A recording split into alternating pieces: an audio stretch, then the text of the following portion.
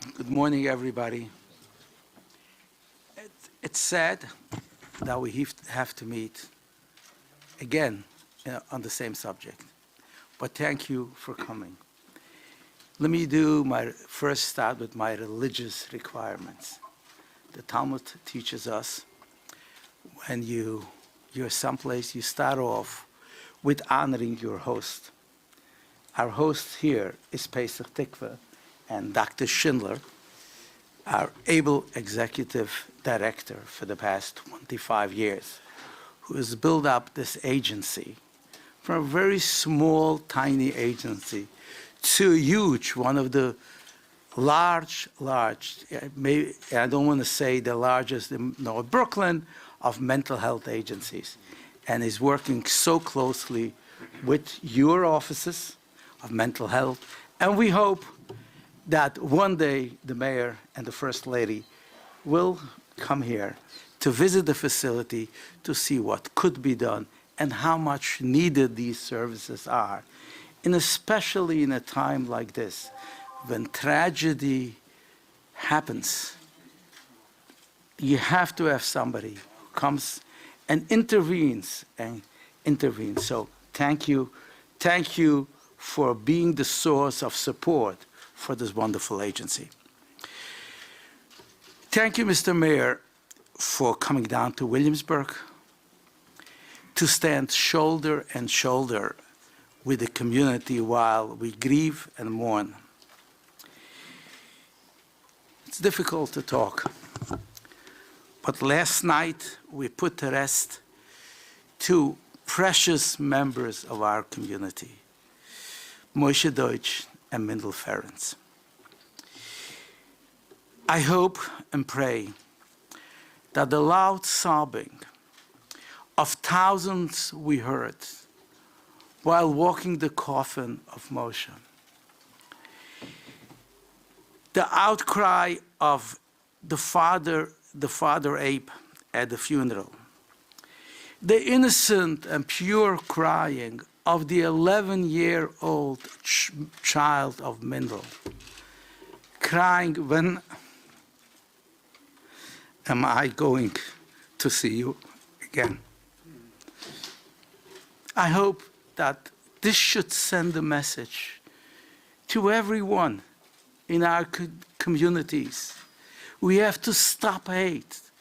We all have to do, we have a common goal and responsibility to stop hate, to stop violence, wherever, in whichever community it is perpetrated by anybody, doesn't make a difference. We deeply mourn, and the community came out in droves to support the family of Detective Joseph Seals, whose children and wife lost their wonderful husband in this heinous rampage. Let us also remember, and be with us, the heroic person in the picture that is unfortunately no longer with us. And that is Douglas Rodriguez Barzulo. After being shot, he was one of the workers at the facility, at the store. After being shot, he opened the back door for a customer to be rescued. And unfortunately, he died at the footstep of that door. We send our condolences to the family, to the children, and to the mother in Ecuador.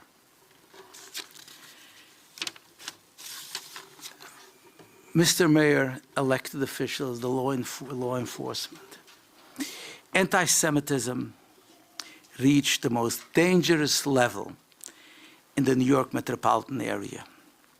We don't remember, but it's likely the worst anti-Semitic incident that we ever experienced in our area. We in the community felt the undercurrent of anti-Semitism for a long time. and especially during the past 13 months since the terrible Pittsburgh shooting. We beseech the police department for more protection. And I have to say, and praise the local commanders, Captain Scratch of the 90th, Inspector Minch of the 79th, Inspector Esposito from PSA3, Chief Madry, Chief Harrison, Chief Monahan, Chief Molinari, who visited the community many times and not only do what they can to try and eliminate and decrease the level of crime and hatred in the community.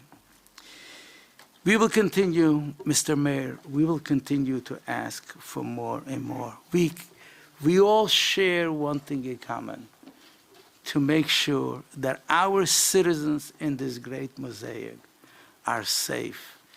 We will work together and get to the finish line. I know it's a long way to eliminate, but let's decrease it. Let's decrease the heinous crimes, and let's deal with the hatred on an ongoing basis. We also thank our elected officials standing and are always with us, and the Borough President Eric Adams, Assemblyman Joe Lentil, Senator Brian Kavanaugh, who is not here but attended yesterday the funeral, Councilman Steve Levin, and Congresswoman Velasquez Offit. Evelyn is always here when we need her, and she calls us, what can we do? Mr. Mayor, as I said yesterday, and I have to repeat it, and some of you folks heard it, but I have to repeat that we will never forget, and we owe you special praise for being the one call the incident what it was. On Tuesday, before anybody was thinking about, may I say or may I not say, you said it. It's anti-Semitic crime that has to be stopped. We did not ask you to come down here. You had a press conference. You condemned that. You called on everyone to stop crime, to stop perpetrating crime. But you chose to come here with the community to show, I am here, I am with you at this terrible time. And you bring your wonderful people, the commissioner, the commissioner also here. There's a message to the community that with God's help, and we are going to be safe. But it's also a message to the rest of those. Don't dare commit crimes against innocent children and people. As you said it yesterday, you will be caught. We will make sure that happens. Thank you for that.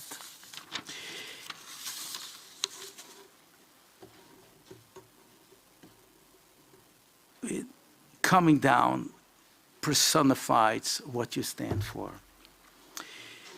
Of course, our hearts go out for the families, and we pray that it shouldn't happen. And we believe in Hashem, in God. In the Psalms it says, He doesn't sleep, the protector of the Jewish community. But Hashem also told us that we have to do our part as well. And our part as law enforcement, our part as elected officials, and you said that yesterday, to strengthen the laws People who break the law should be punished what they deserve. And we will do our part, working together with the greater communities. We stand here reaching out. We want to work with all of you to make sure that this does not happen again. Not in Williamsburg, not in Jersey City, not in the Jewish community, not in the Latino community, not in any community, wherever that might be, in the tri-state area and through our country, which suffers so much. Thank you for everything, and I now have the pleasure to present to you the mayor of our greatest and safest city, the city of New York.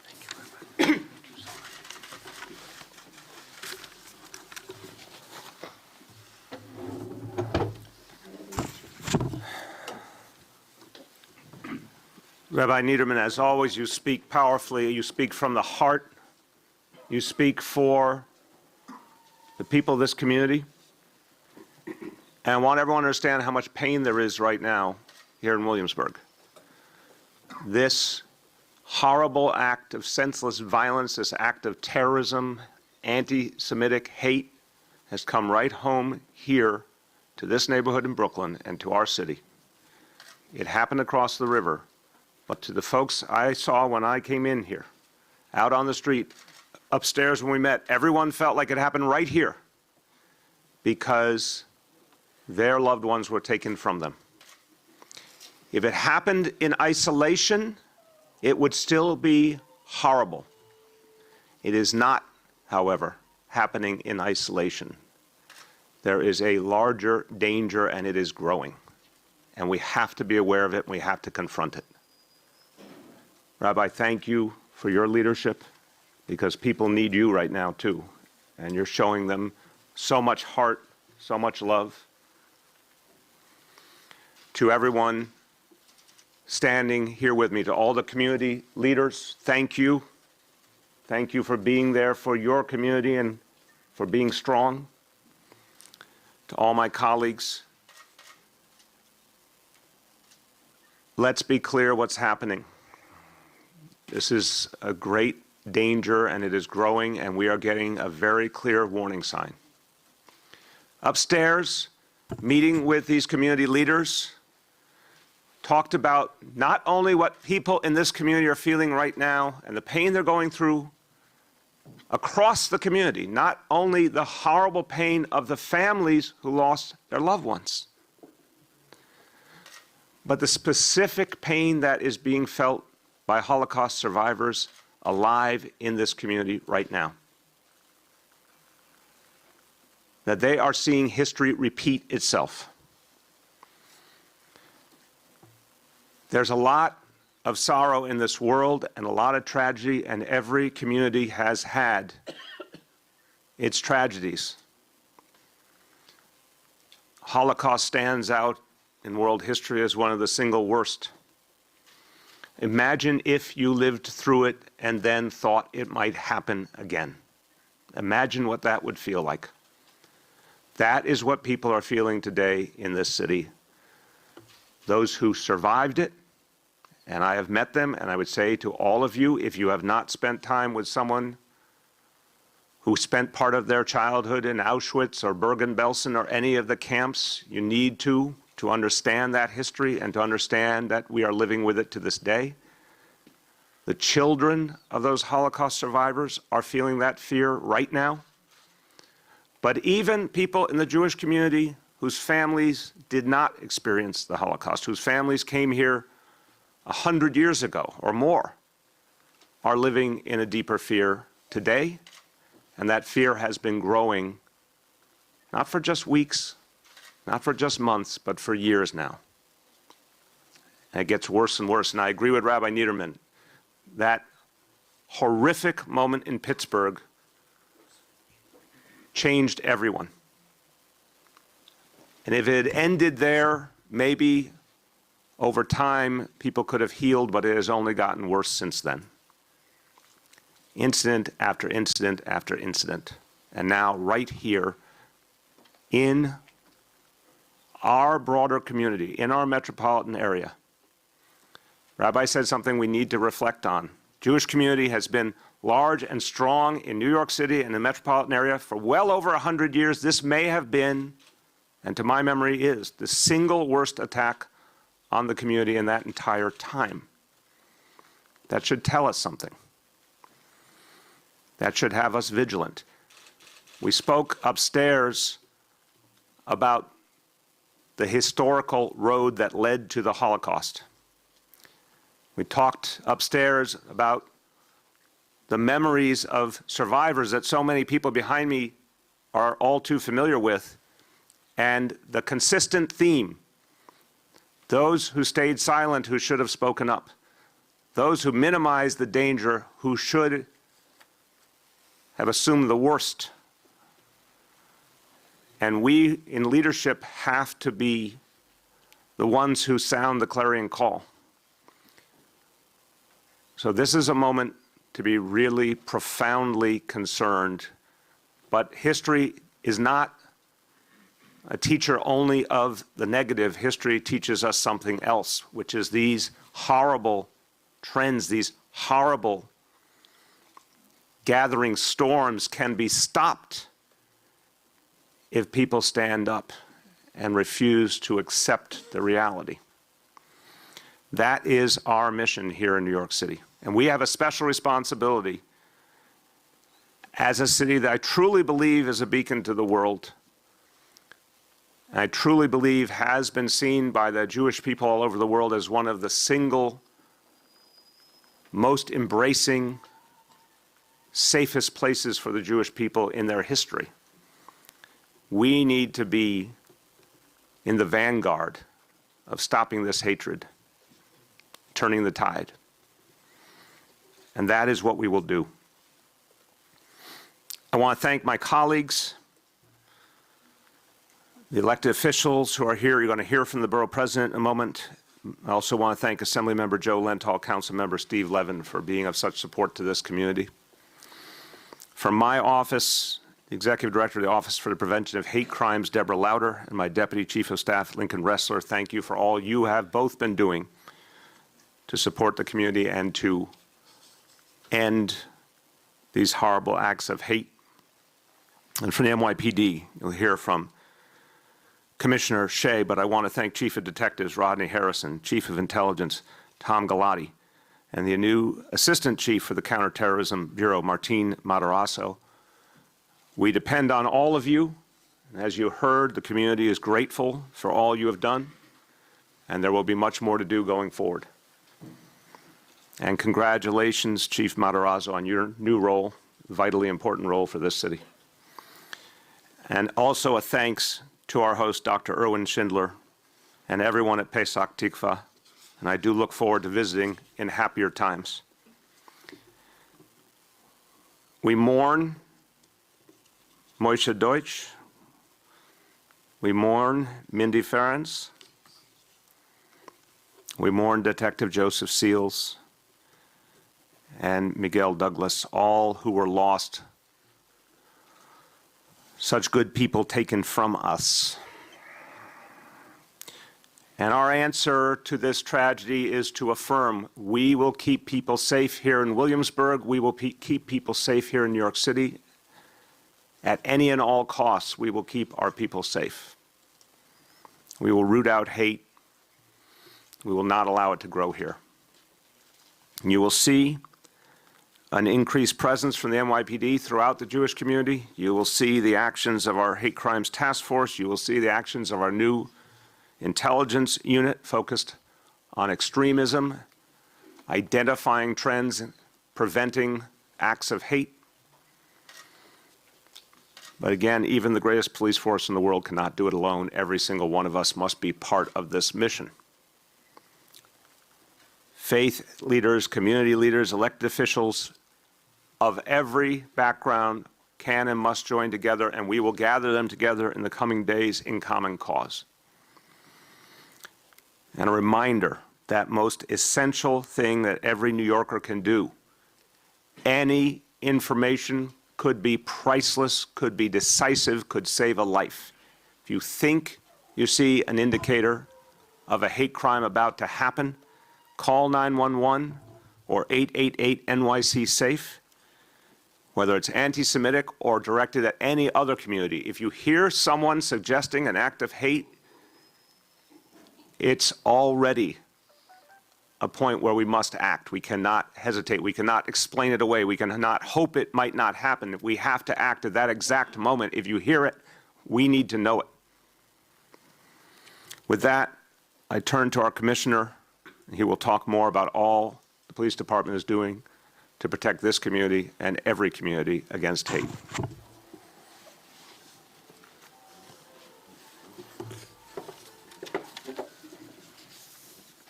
Good morning, everyone. I stand before you as your police commissioner. I bring with me, as the mayor said, Chief Tom Galati, Chief Martin Matarazzo,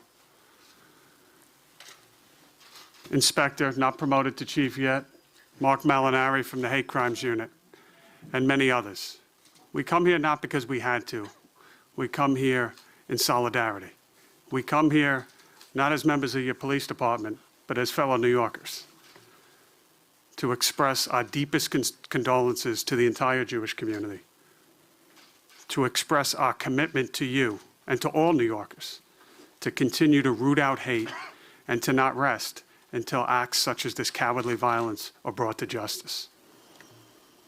So again, condolences to everyone in the Jewish community, whether it's here in Brooklyn, in Jersey City, in Pittsburgh, in Tel Aviv, all across our nation and world. I will say that what's important for us to do about this disgusting ideology of anti-Semitism and hate in general is to call it out aggressively, often, in living rooms, on street corners, wherever it is seen, and call it out clearly for what it is. I think everyone needs to do that. Not the NYPD, not members standing behind me, not the borough president or the mayor, everyone, all New Yorkers.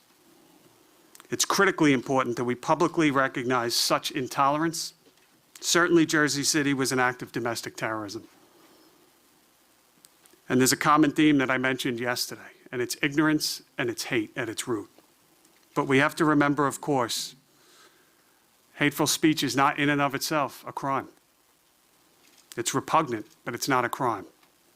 So the challenge for us in law enforcement is to see these things, to learn from them, to study them, and to take steps to prevent words from becoming physical actions. Graffiti, assaults, murders, harassment, motivated by that hate. And so we're working with our partners here in Williamsburg, in Crown Heights, in Riverdale, on the Upper East Side, all 5 boroughs, and elsewhere, to make sure that we're not only keeping people safe, but we're keeping people feeling safe. And that is the difficult task. I think of as the rabbi mentioned, the victims of this horrendous act yesterday. And I think of the impact it has on people in the communities throughout New York City and the whole metropolitan area. People that now don't feel safe walking to the corner store, walking to service. Mothers that worry about picking up their kids at school, and you start to feel the reverberation of this impact. And whether it's anti-Semitism or other forms of extremism across all motivations, our mission here is very clear. To prevent, through all legal means available to us, any act of violence before it occurs. Thank you. Thank you so much, Commissioner. Want you to hear from Borough President Eric Adams. He has worked very, very closely with this community, and he brings the special perspective of not only leading the borough of Brooklyn and working with all communities, but also his long service on the NYPD. He understands what we need to do to keep our communities safe. And I thank you, Borough President, for your leadership. Borough President Eric Adams. Thank you, Mayor, and my colleagues in government who were already mentioned. When we received notification that several members of this community were the victims of the violence that happened in New Jersey. We reflected on the reality that Brooklyn has one of the largest Jewish populations outside of Israel. And so when the question becomes, what is the Brooklyn connection? It is difficult not to have a Brooklyn connection when there is an attack on a Jewish member outside the city of New York. There's some form of Brooklyn connection. It is clear that the New York City Police Department has done so much, and we want to continue to look at the conversation around active shooters drills on what to do, initiatives around Stop the Bleed. We know that there's a body of hateful people in the country and across the globe that have identified those who go to pray, and they are preying on them. And we cannot only be passive in our attempts to protect our communities and our residents. It doesn't matter if it's a church in Carolina, if it's a Sikh temple, or if it's a synagogue. There's a body of hate that is extremely real, and we cannot ignore and act like it does not happen, and it won't continue to happen. There must be a broken window approach to hateful actions. In October, we had over 300 hateful actions of criminal magnitude in this city. Those numbers are horrific.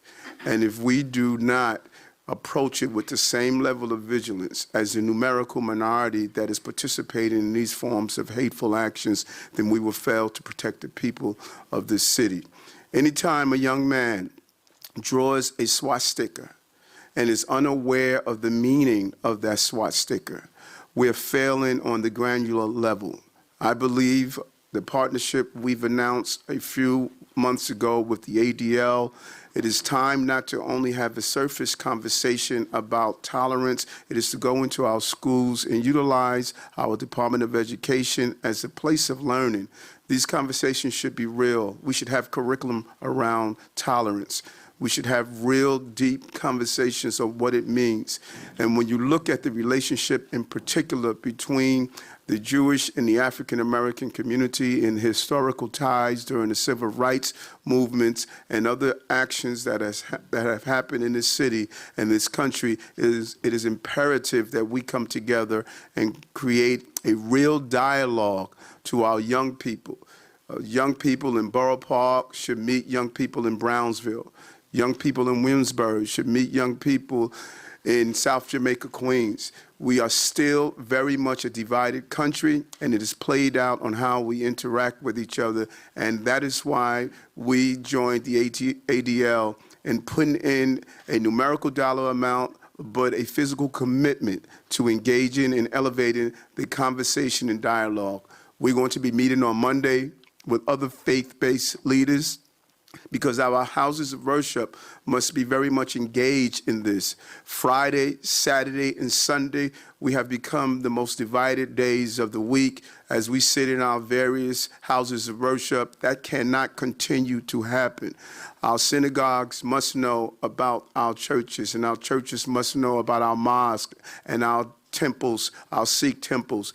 It is time to have a real granular conversation to prevent the birth of hate in this city and in this country. I am truly saddened that something like this could happen. Everyone holds their children closer after they hear about an attack of this magnitude. There were so many signs of this particular group and their signals that they sent out, that they had a hateful dialogue and a hateful manifesto. We must identify those signs early and stamp them out when we perceive them. I cannot thank the police department and the mayor and all those who have come together to continue to state that we have a zero tolerance for hate in this city. We have a zero tolerance for violence in this city, and now it's time to move this conversation to another level and how we weed out hate at the beginning. It cannot be the fruit from the poisonous tree. It must be the seed that has been planted in far too many people. Thank you very much. Thank you. Thank you very much, Mr. President. We're going to, first, Commissioner and I will take questions on the Jersey City attack and the aftermath and everything we're doing to follow up on it. We're then going to give you an update on the horrible tragedy in Morningside Heights and take questions on that, and then I will take questions on other matters. So first, anything related to Jersey City and the follow-up efforts that are being made related to it, please. So just about the hate crimes, the increase in hate crimes, Commissioner, how many arrests have been made? So is there an arrest rate when it comes to these hate crime incidents that have happened in the city? Yeah, so off to my right is Inspector Mark Molinari. My former job, and Rodney Harrison. Rodney is here within 10 feet of me, I'm sure, somewhere here in his current role. This is something that we look at every day. Not only the complaints coming in, but the arrests that are being made in general, not just about anti-Semitism, but against any prejudice. I can tell you that they have a high arrest rate. I cannot quote it to you, and it's a number that fluctuates on a daily basis. But we have a significant amount of arrests in dealing with these incidents of hate that come up.